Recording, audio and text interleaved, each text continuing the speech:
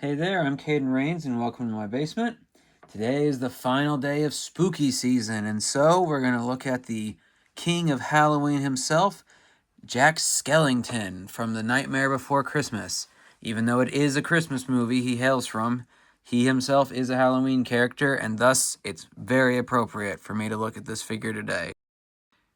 I don't think I needed to do that breakdown, but alas, you already listened to it, and thus, here we go.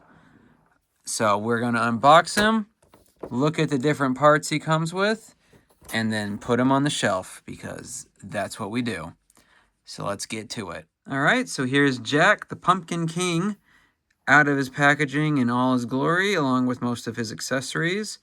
The ones I don't have out right now are his 7 extra heads, all with different expressions, and then he also has 3 alternate sets of hands. Though technically the hands you're seeing right now are one of those. I don't actually like his default hands too much, but I'll show those all in a minute. But there's our look at Jack to begin with. He's very tall, as he is in the movie. And he comes with a base plate to stand on because, I mean, look at those spindly legs and those tiny feet. That's not holding much up on its own. I mean, you can make it work, but it's going to be precarious. Yeah, there we go. Okay. So, despite that, he does still have a good amount of joints, waist, well, not waist, this area, I need to look up what the term most people use for that is. The knees, his his ankles do move a little bit, but how helpful that is, I don't know. Shoulder, elbow are both pretty good. Wrist is fine. It's kind of great. And neck / head. You'd expect this. It's like a $35 Ultimate NECA figure, so you'd expect there to be a good range of motion, and there is. If you've got a action figure stand, one of the ones that goes around their waist or whatnot, then you could probably do a lot with him. For now, I'm not using one of those. I might grab one for when I set him up on the shelf for now. But in general, he needs the base plate he comes with, which does limit his legs' poseability while using it. But if you're not setting up some kind of scene, then that's probably what you'd want him just standing straight anyway. He does not want to get on there. He had a taste of freedom, a taste of the splits, and I took it from him. But let's look at some of his accessories. So the biggest one, and the only other posable one really, is Zero. He comes with his own stand. It's clear. His head does swivel, and it's got a good range of movement on it. There's not much else other than making this an actual sheet, his body, that you could really do with him. And you'd have to have it wired, like a wire frame in the body. I've got a Gwynpool figure that's got that, the evil Gwynpool, which we'll get to eventually. But on the whole, that isn't really necessary. If it was just the Zero figure, if this was like an accessory pack where it was more in-depth stuff, then I could see you doing that for Zero. But I think this is fine. And this also swivels, the stand. So you can make him beg or whatever. But I kind of like this flying around pose. So there's that. Comes with 2 pumpkins. I know they're from shots in the movie, but I wonder how necessary they really are. They are just pumpkins. They're just lumps of plastic, and they look good. I could go to the movie and find the frame that they're in, but I'm not going to. I will trust NECA on that. But, if you want pumpkins and you've got this guy, well, you're in luck. You got pumpkins. You've also got his initial image of himself that was eventually drawn over for his Santa suit. And so it's a nice feature. I do kind of wish if they were going to do this, they either didn't put the wire on the back or they made it an actual wire so you could hang it. as it stands, it's, you know, it's pasted, not pasted, it's molded into it. It's part of the mold. So if you wanted to actually hang this up, you'd have to glue or probably glue it onto something or something onto it. So that's, I know that wouldn't really be a necessary addition, and most people aren't even going to consider that, but I thought of it, so I said it. So there's that. You've also got a jack-o'-lantern in the box. It doesn't go in and out, but the handle turns, so there's that. But on the whole, it's just another decoration piece. So, I mean, again, it looks nice, along with the pumpkins. It's good, and I guess the picture. So there's that. There are, as I said, 7 heads, and 3 sets of alternate hands. So here are a couple of them. I'm not going to take them all out. The middle ones here are actually his default hands. They're just sort of, I don't know, limp. They're just out. They're not very good IMO. So in here they went. They've also got pointing hands, although based on the position of his thumbs, I thought they were giving the bird when I first saw them.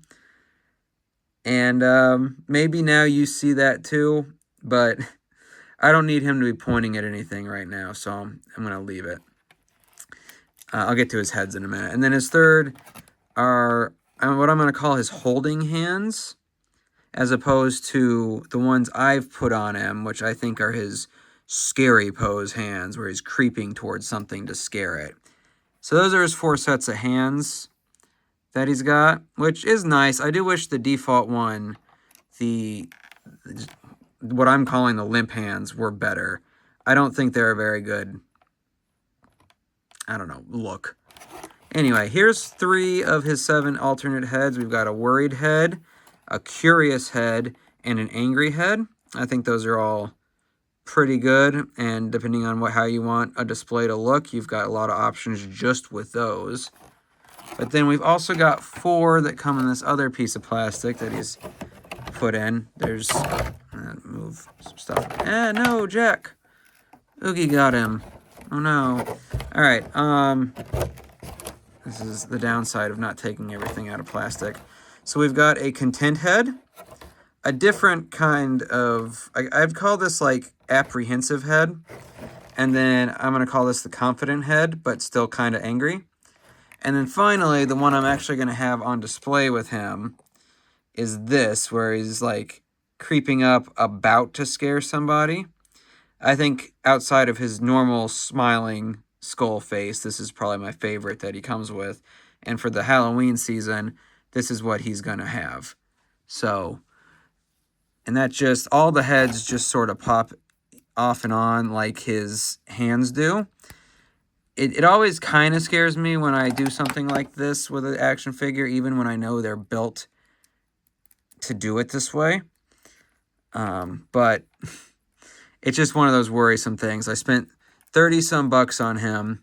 I don't want to break him because I think I'm using him the way I'm supposed to, and it turns out I'm not. So, whatever. So, there he is. I'm going to try and pose him a little bit on the shelf for the remainder of spooky season, which for you is like a night, and for me is about a week, because that's how often I try to record these things ahead of time. Doesn't always happen that far out. It often doesn't, but I try, and I did this time, so good for me. So anyway, let's put him on the shelf and see how he looks there. And for now, there's Jack, ready to attack.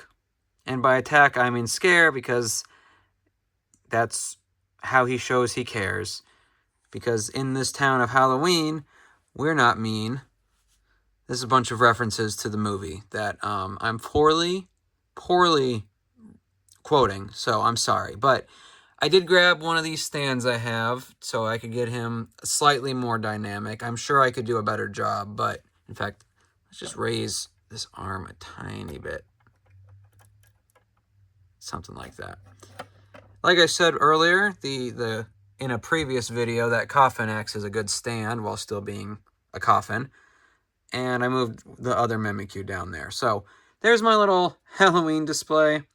I know it's not a lot. It's all of 3 8.5 figures with an accessory or two. But this was kind of a last-minute thing in the grand scheme of things, so it is what it is. I apologize for it not being spooky enough.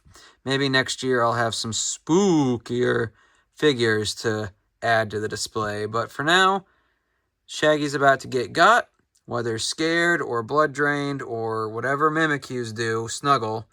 They do have that one move, let's snuggle forever. That's kind of scary in its own way. But yeah. Do you have the Ultimate Jack Skellington figure from NECA? If you do you like it, or do you wish you hadn't gotten it?